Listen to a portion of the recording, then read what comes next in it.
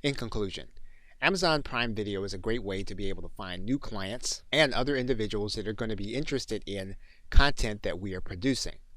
However, you want to be aware that there are promotional restrictions that you will have to work around. And while you may find it difficult to drive traffic from your Amazon Prime account to your existing business, you do have a number of options to drive traffic to Amazon Prime Video. You want to do what you can to make use of CreateSpace, Amazon KDP, as well as social media sites such as Twitter and Facebook. And at the same time, there is no substitute for building and using your email marketing list. So everything surrounding Amazon Prime you want to use to drive people to your email marketing list. And you want to use the repurposed content, on the other platforms.